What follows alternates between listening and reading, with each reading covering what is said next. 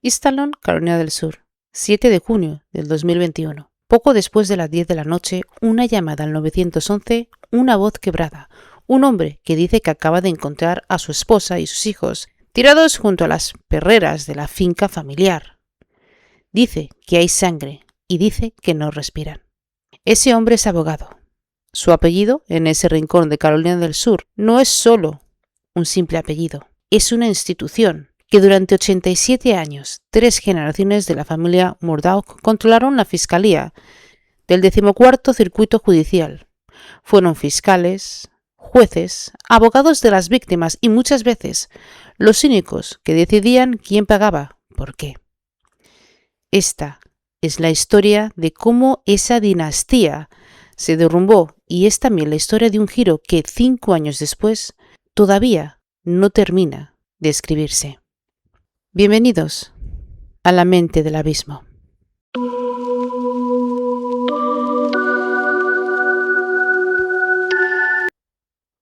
Soy María y aquí no contamos crímenes para generar el morbo, pero los reconstruimos para entender qué hay detrás.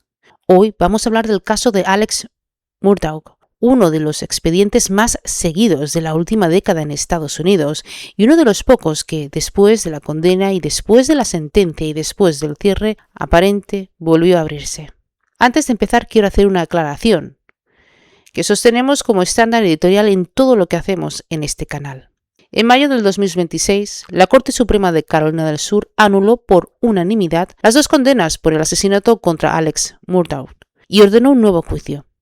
Esto significa que, a día de hoy, los cargos de homicidio contra él están judicialmente sin resolver.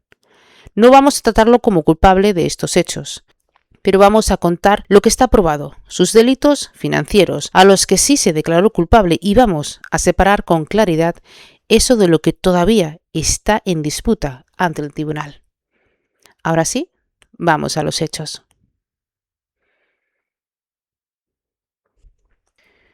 Para entender el caso de Alex Murdaugh, hay que entender primero el territorio que le formó.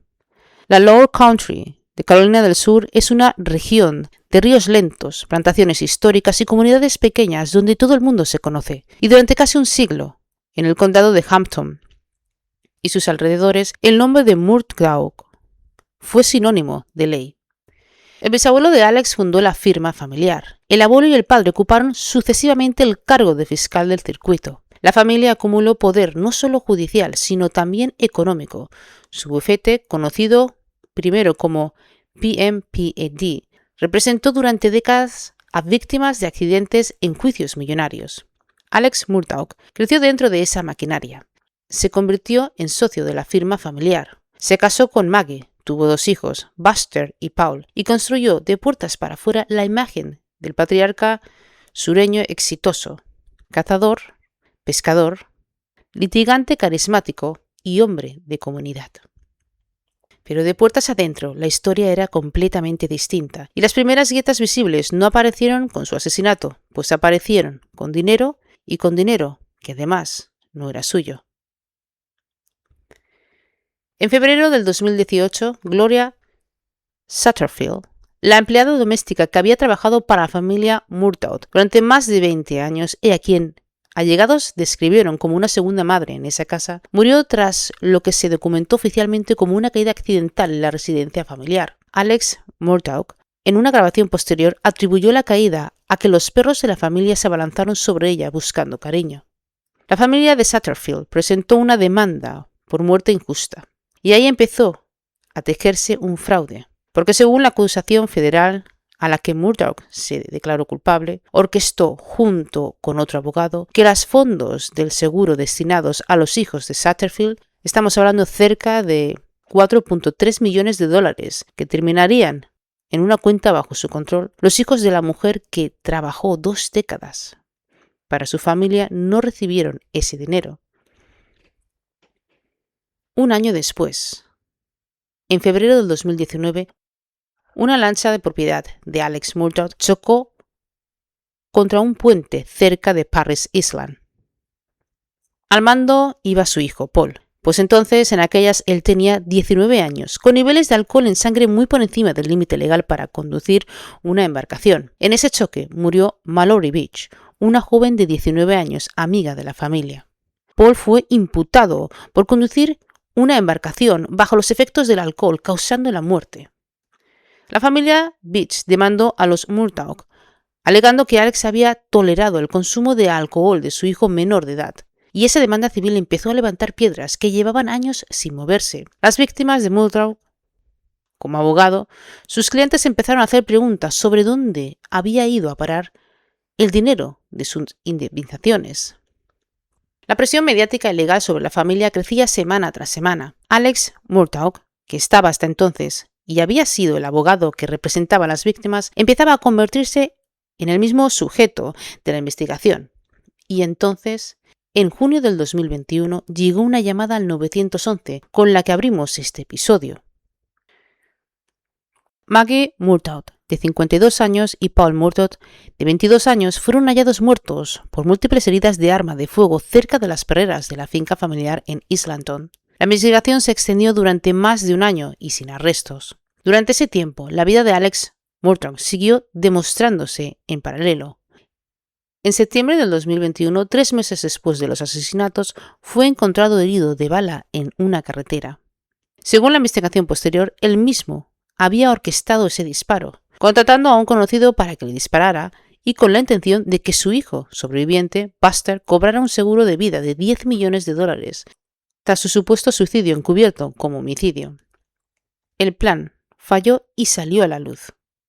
Ese episodio fue el que finalmente destapó ante la opinión pública y ante los investigadores la magnitud del fraude financiero de los Murtaugh que había sostenido durante años. El robo sistemático a clientes de su propio bufete, muchos de ellos personas vulnerables, viudas, familias de víctimas de accidentes que habían confiado en él precisamente porque llevaba el apellido Murtaugh.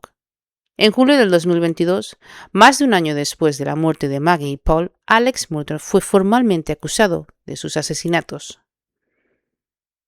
Ya en enero y febrero del 2023, un juicio de 6 semanas en el condado de Colleton acaparó la atención nacional, pues la fiscalía argumentó que Murtaugh mató a su esposa y a su hijo para generar compasión pública y desviar la atención de los delitos financieros que amenazaban con destruir su reputación y llevarlo a prisión.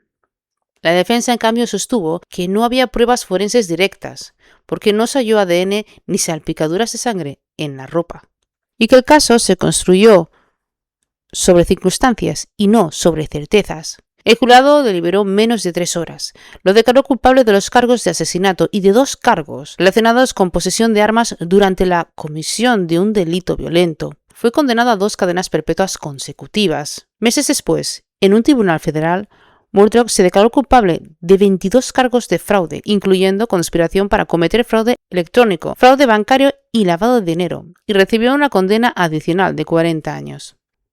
Ese capítulo del caso, el robo de sus propios clientes, quedó legalmente cerrado. Es un hecho judicialmente establecido, y en cambio, pues no es una hipótesis. Parecía el final de la historia, pero de repente no lo fue y dio un giro inesperado. El 13 de mayo del 2026, casi 3 años y medio después de la condena, la Corte Suprema de California del Sur, en un fallo unánime, anuló las 2 condenas por asesinato de Alex Murtaugh y ordenó un nuevo juicio. El motivo no tuvo nada que ver con nuevas pruebas forenses ni con una revisión de su culpabilidad o de inocencia, pues tuvo más que ver con la conducta de una persona que no estaba sentada en el banquillo, con Rebecca Becky Hills, la entonces secretaria del Tribunal del Condado de Colleton, encargada de administrar el jurado durante el juicio. Según determinó el máximo tribunal estatal, Hill sugirió a miembros del jurado que el testimonio de Murtaugh, es decir, su propia versión de los hechos, presentada bajo juramento, no era digno de confianza. Los magistrados escribieron que Hill atacó de forma flagrante la credibilidad del acusado y que había puesto, en sus propias palabras, sus dedos en la balanza de la justicia. El presidente del tribunal, John Kitege, calificó su conducta de deshonesta, aunque declaró que la inmensa mayoría de los secretarios judiciales del Estado cumplen su función con integridad. La investigación posterior reveló un móvil adicional. Hill, según la acusación penal que enfrentó después, buscaba aumentar las ventas de un libro que estaba escribiendo sobre el caso y llegó a filtrar evidencia reservada a la prensa. En noviembre del 2025 se declaró culpable de perjuicio, obstrucción a la justicia y conducta impropia en el ejercicio de su cargo y recibió 3 años de libertad condicional. La jueza Deborah McCaslin fijó el 5 de abril del 2027 como fecha para el nuevo juicio por las muertes de Maggie y Paul Murdaugh. Alex Murdaugh, mientras tanto, no ha recuperado un solo día de libertad. Permanece en prisión cumpliendo la condena federal de 40 años por los delitos financieros que sí admitió. Aquí es importante decir esto con toda la precisión posible, porque es el punto donde más se confunde la opinión pública. La anulación no es una declaración de inocencia, es una declaración de que el proceso que lo condenó estuvo viciado por una interferencia indebida sobre el jurado. Lo que ocurra con los cargos de homicidio ahora deberá decirlo un nuevo jurado, un nuevo juicio, sin la sombra de esa interferencia. Es donde la mente del abismo dejamos el expediente judicial y entramos en un terreno que nos interesa. Y no es el quién es el culpable o quién no lo es, porque eso no nos corresponde, no por lo menos a nosotros, y menos antes de un nuevo juicio. Pero lo que sí nos corresponde es observar los patrones psicológicos que permiten que una fachada, como la de la familia Murdaugh, se sostenga durante generaciones antes de romperse. Por lo tanto, vamos a mirar este caso a través de nuestros 6 marcos. Y quiero daros una nota antes de entrar. Todo lo que sigue son marcos interpretativos aplicados a información pública, o sea, documentos judiciales, declaraciones bajo juramento, reportería verificada. No es ni pretende ser un diagnóstico clínico de ninguna persona real. Es una lectura psicológica de un padrón público, con las mismas herramientas que usamos para entender la cultura, y no un peritaje. En la teoría del apego de John Bowlby, pues este nos dice que los seres humanos desarrollamos desde la infancia modelos internos de cómo son las relaciones, si el vínculo es un lugar seguro o un lugar que hay que gestionar, controlar y actuar. Lo que está claro es que Alex Murdaugh no nació en un vacío, nació dentro de un linaje de poder legal interrumpido durante 87 años. En este contexto, el apego no se construye solo con los padres, pues se construye con el apellido. Ser Murdaugh en Hampton era en sí mismo una forma de vínculo, una promesa implícita, de protección, de impunidad social, de pertenencia a un grupo que estaba, y de hecho, por encima de las consecuencias ordinarias. Cuando el apego primario se organiza alrededor de estatus y no de un vínculo genuino, la persona puede aprender desde muy temprana edad que el afecto y la protección se sostienen mediante el desempeño del rol, tanto el abogado exitoso, el patriarca generoso, el hombre de comunidad, más que mediante de la autenticidad. Es un patrón de apego que prioriza la fachada relacionada sobre la intimidad relacional. Y cuando esta fachada empieza a agrietarse, la amenaza no es solo legal, es existencial, porque pone en riesgo la única forma de pertenencia que la persona aprendió a habitar. Si seguimos con el marco de Bessel van der Kolk, y en su trabajo sobre el trauma, este sostiene que las experiencias no resueltas no quedan solo en la mente, pero también quedan grabadas en el cuerpo. Y estas se expresan a través de patrones de conducta que buscan una y otra vez regular una amenaza que el sistema nervioso percibe como constante. Lo que observamos en la cronología de este caso, pues la muerte de Gloria Satterfield en el 2018, el fraude de su seguro, el accidente de la lancha en el 2019, la demanda de la familia Beach, el propio disparo autoinfligido en el 2021, esto no es una serie de hechos aislados, es una escala. Cada episodio genera una presión mayor y cada respuesta a esa presión ocultar y desviar o fabricar un nuevo evento traumático para tapar el anterior. Es coherente con lo que Van der Kolk describe como una compulsión a repetir el ciclo de amenaza y control en lugar de detenerse a procesarlo. Un sistema que nunca aprendió a metabolizar el peligro real. Termina gestionando cada crisis con la misma estrategia disfuncional. Generar una nueva crisis, pues más grande, que desplace la atención a la anterior. En el marco número 3 tenemos la teoría polivagal de Stephen Porges. Este nos ayuda a entender cómo un sistema nervioso autónomo distingue constantemente y por debajo del pensamiento consciente entre la seguridad y la amenaza y cómo responde con distintos estados: conexión social, lucha o huida o colapso. Un patrón de décadas de impunidad, de saber en el cuerpo que las consecuencias ordinarias no aplican al propio linaje, pues pueden generar lo que podríamos llamar una calibración distorsionada de la amenaza. El sistema nervioso de alguien que ha vivido protegido por el poder institucional de su familia puede literalmente no registrar como peligro real situaciones que para cualquier otra persona activaría una alarma inmediata. Firmar un cheque fraudulento, mentir bajo juramento, orquestar un encubrimiento. Esta calibración solo se rompe cuando la amenaza se vuelve suficientemente grande como para desbordar el sistema de la protección heredada. Y es entonces cuando aparecen las conductas más desesperadas y menos racionales del patrón, como el episodio del disparo autoinfligido, que desde fuera parecen incomprensibles, pero que desde la filosofía del estrés extremo son la expresión de un sistema nervioso que ya no encuentra una salida regulada. Y nos vamos al marco 4 con Carl Jung. Este llamó sombra a todo aquello que una persona no pudo integrar conscientemente de sí misma, y que por eso proyecta, oculta o vive en secreto, muchas veces mientras construye de cara al mundo una personalidad pública que es exactamente lo opuesto. La imagen pública de Alex Murdaugh durante décadas fue la de un abogado que defendía a las víctimas, el hombre que llevaba a los más vulnerables, tanto las viudas, familiares de accidentados, empleados domésticos de toda la vida, a obtener justicia frente a las grandes corporaciones. Es una persona, en el sentido junguiano, una máscara social cuidadosamente construida y durante mucho tiempo sinceramente creída, y también por quienes lo rodeaban. Pero la sombra en este caso, según lo que quedó judicialmente establecido en los cargos financieros a los que se declaró culpable, era exactamente lo inverso. El abogado que robaba a esas mismas viudas, a esos mismos empleados. Cuanto más luminosa y pública es la persona, más oscuridad puede sostener, sin ser vista, porque nadie busca la sombra detrás de una luz tan convincente.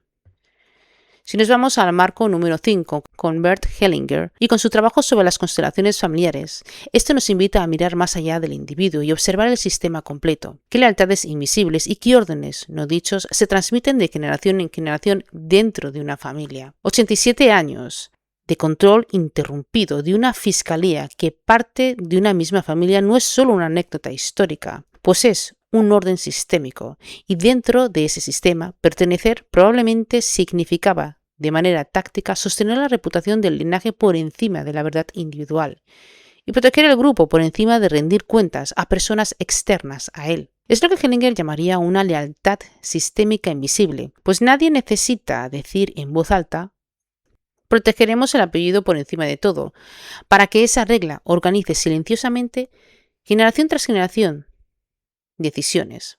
Cuando este orden empieza a ceder, el colapso no es solo de una persona, es el colapso de un sistema entero que había aprendido a protegerse a sí mismo antes que decir la verdad y cuyas consecuencias terminan inevitablemente cayendo también sobre quienes no le quieren ese orden, y en este caso, y de manera trágica, sobre Maggie y Paul.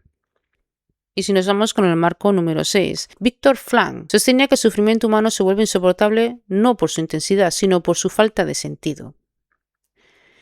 Y que buena parte del comportamiento humano, incluso el más destructivo, es una búsqueda desesperada, aunque profundamente desviada, de significado y de control frente al vacío. Lo que este caso nos deja, y más allá de su desenlace judicial final, es una pregunta que trasciende a una sola familia. ¿Qué sentido construye una persona o un sistema familiar entero cuando su identidad depende enteramente de una fachada externa? O sea, si hablamos de un apellido, del estatus y de la reputación heredada. Cuando esa fachada es la única función de sentido, cualquier amenaza a ella se experimenta como una amenaza de la existencia misma. Y la persona puede llegar a justificar conductas extremas con tal de preservarla. La pregunta que nos deja el caso Murdaugh entonces no es solo judicial. Es una pregunta que podemos volver hacia nosotros mismos. ¿De dónde saco yo mi sentido de valor? ¿De lo que soy o de la fachada que sostengo frente a los demás? Y si esa fachada se rompiera mañana, ¿qué es lo que realmente quedaría? El caso de Murdaugh todavía no tiene un final escrito. El 5 de abril de 2027, un nuevo juicio, un nuevo jurado deberá decidir si la sombra de una interferencia indebida si Alex Murdaugh es responsable de la muerte de su esposa y de su hijo, pues hasta entonces lo único legalmente cierto es lo que él mismo admitió: 22 cargos de fraude, años de robo sistemático a las personas que confiaron en él. Lo que sí podemos afirmar aquí también, y sin esperar a ningún veredicto, es esto: ninguna fachada, por más generaciones que lleve construyéndose, sostiene indefinitivamente lo que hay debajo, pues tarde o temprano el sistema pide cuentas. Si algo de lo que hablamos hoy, como las lealtades invisibles, la fachada que sostienes a costa de la verdad propia, la búsqueda de sentido en el estatus, en lugar de la autenticidad, te resonó de alguna manera personal, quiero recordarte que en Punto de Partida ofrezco espacios para trabajar justamente esto. Puedes agendar una sesión individual de coaching terapéutico en el link que te voy a dejar en la descripción. También se hace grupal. Como siempre les digo, y espero que les haya gustado este caso, cuídense, ámense y respétense incondicionalmente. Díganme qué les ha parecido este caso. Y sobre todo, recuerden que merece la pena que ustedes estén aquí, que merece la pena que se den una oportunidad más. Buenos días, tardes o noches, allá donde me estén escuchando.